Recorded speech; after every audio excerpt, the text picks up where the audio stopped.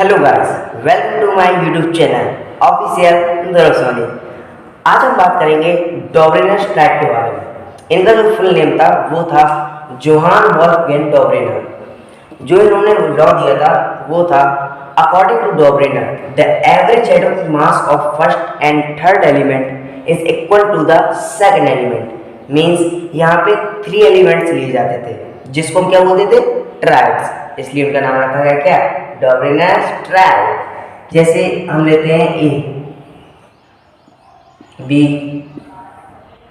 सी, suppose करिए ये 3 element है, तो इन दोनों का जो एवरेज एटॉमिक मास होगा वो इसके एटॉमिक मास के इक्वल होगा।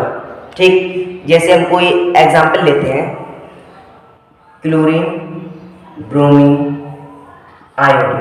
ठीक है, तो जो इन दोनों का एटॉमिक मास होगा, एवरेज एटॉमिक मास निकालेंगे तो ब्रोमीन के इक्वल होगा वो।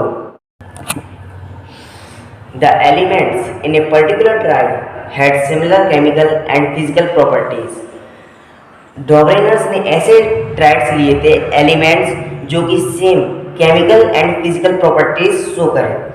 उन्होंने जो पहले कैल्शियम, स्ट्रोंशियम, बेरियम लिए थे तो उसने लिए थे अर्थ एल्कलाइन मेटल्स लिए थे जो कि similar chemical and properties show करें, जो कि एक ही ग्रुप में आते हैं।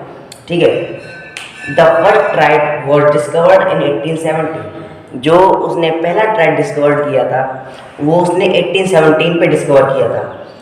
It was calcium, strontium and barium. जो उसने फर्स्ट ट्राइड डिस्कवर किया था वो था कैल्शियम, स्ट्रोंशियम एंड बेरियम। तो जो इन दोनों का एटॉमिक मास था कैल्शियम और बेरियम का, वो इसके एटॉमिक मास के इक्वल था।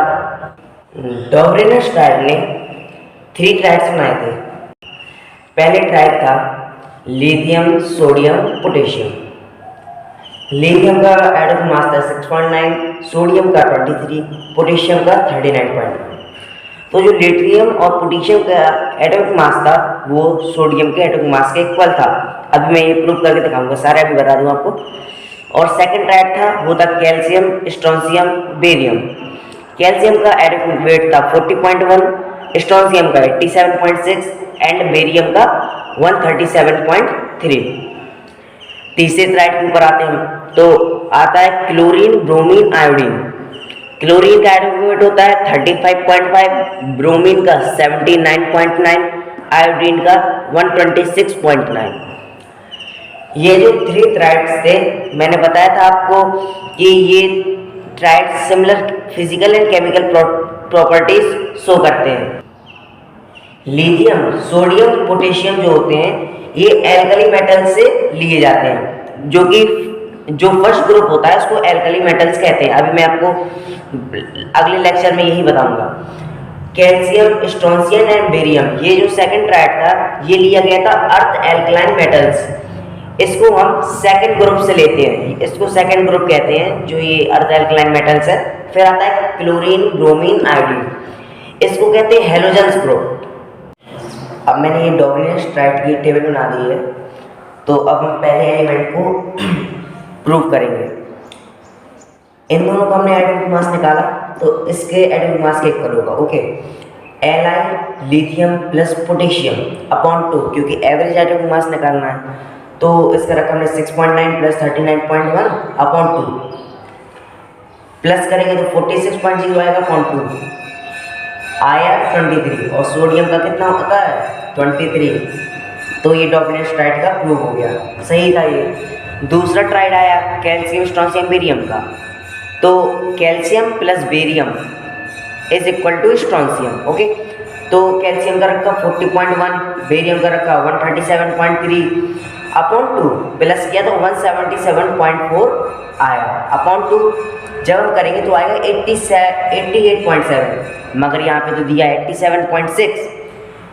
जब ट्राइड बनाते हैं तो उसका अप्रॉक्स में भी देख लेते हैं, क्योंकि अप्रॉक्स में अगर आता है 88.7 तो देखिए यहाँ पे 87 है, 1 का डिस्टेंस है तो हम इतना नहीं मानते, वहाँ पे अप्रॉक्स में भी चलता है ट्राइड में, क्योंकि ये सेम प्रॉपर्टी शो कर रहे हैं, इसलिए हम लोग इसका एवरेज एटॉमिक मास मान रहे हैं।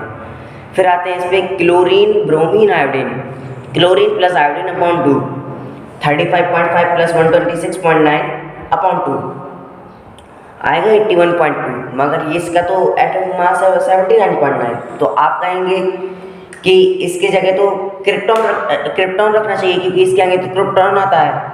मगर मैंने आपको बताया था कि जो फिजिकल और केमिकल प्रॉपर्टीज सिमिलर शो करते हैं उसको रखा जाता है, और ब्रोमीन तो उसके अप्रॉक्स में आ रहा है ना 79.9 और 81.2, इसलिए यहाँ पे ब्रोमीन को रखा गया।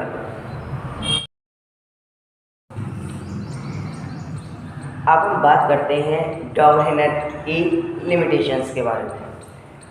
जो उनकी पहली लिमिटेशन थी वो थी डॉबरेनेट कुड फाइंड ओनली 3 ट्राइड्स।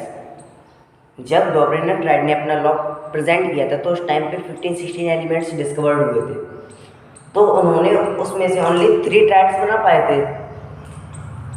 तो उन्होंने 15 में से ओनली 9 एलिमेंट्स का यूज़ कर पाया था।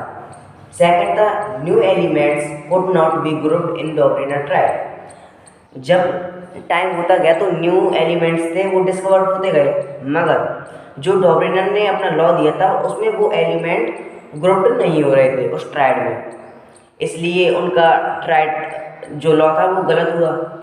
तीसरा ये था after many years many elements discovered but they did not fit into Dobereiner triad. ये सिमिलर ही है, जब कई सारे ग्रुप्स कई सारे एलिमेंट्स डिस्कवर्ड हुए जो उनका डॉबरेनेट ट्राइड था तो वो फिट ही नहीं बैठ रहा था, कहीं पे कोई एलिमेंट उनके ट्राइड में वो फिट ही नहीं बैठ रहा था। It resulted in disordered element collection, इसलिए जो उनका एलिमेंट कलेक्शन था वो पूरे ही तरीके से डिसऑर्डर्ड हो चुका था।